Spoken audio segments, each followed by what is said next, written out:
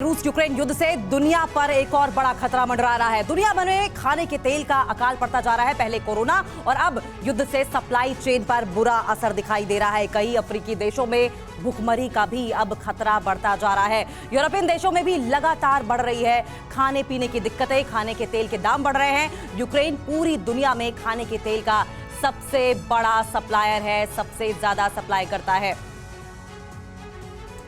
OP Tiwari sir, जिस तरीके से हम लगातार ये जानते थे कि ये दोनों युद्ध जो दोनों देशों के बीच में हो रहा है कुछ नहीं लाएगा बल्कि बर्बादी ही लेकर आएगा, और सबसे पहले अगर कहीं नुकसान इसका दिखाई देगा तो साउथ अफ्रीकन कंट्रीज में, अफ्रीकन कंट्रीज में दिखाई देगा। इंडिया पर क्या कुछ असर इसका दिखाई देता है?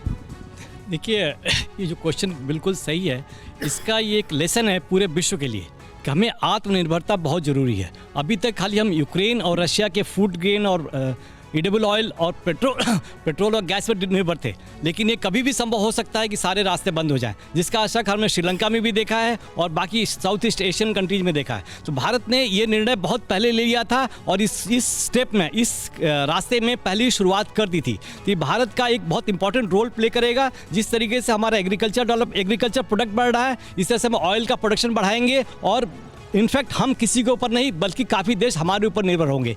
ये लेसन अफ्रीकन कंट्रीज और जितनी डेवलपिंग कंट्रीज है और जो गरीब कंट्री हैं उन सबको भारत से सीखना बहुत जरूरी है। और अभी इस युद्ध ने बहुत कुछ सिखाया भी है कि कैसे खुद को तैयार रखने की जरूरत है, क्योंकि कभी भी आप पर आक्रमण हो सकता है और उस स्थिति में आपको होना चाहिए कि पलटवार आप कैसे करें। लेकिन अगर नुकसान की बात हो रही है तो इस युद्ध में रूस को नुकसान हुआ है, लेकिन रूस का एक तरफा ये भी हम देखने को मिल रहा है हमें कि रूस ने ये क्लियर कर दिया है, पुतिन ने, कि अगर रूस के साथ आपको व्यापार करना है तो रूबल में ही व्यापार करना होगा। बहुत बड़ा स्ट्रेटेजिक उद्देश्य है पुतिन का। जब आप वैश्विक शक्ति की ओर देखते हैं और वर्ल्ड ऑर्डर की ओर देखते हैं तो आज जो महाशक्तियां हैं उन्हें सिर्फ सैन्य शक्ति से ही जाना नहीं जाता है। उनका फैसला कि कौन सी शक्ति महाशक्ति होगी आर्थिक शक्ति से भी होता है। अमेरिका ने एक डॉलर सिस्टम पूरी दुनिया में एस्टेब्लिश कर रखा है।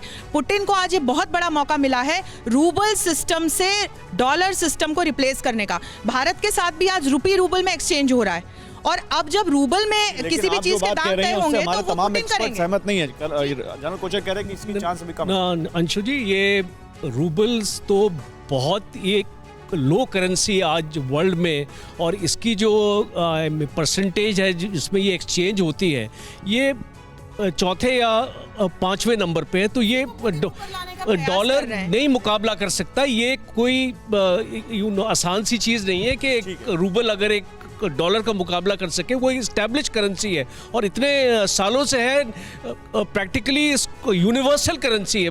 पूरी कंट्रीज हैं जो वर्ल्ड की इस्तेमाल करती हैं, तो बहुत मुश्किल है। तो ये तो लगभग इसमें एक बात मैं जोड़ना चाहूंगा। ये एक प्रयास है, जैसा कि अंशु जी ने कहा है, एक ये प्रयास है पुतिन का कि वो कैसे रूबल को बगल के देशों में रूबल में ही वो एक्सचेंज कर रहे हैं। फिक्र आपकी, सोमवार से शुक्रवार रात 9 बजे सिर्फ TV9 भारतवर्ष पर।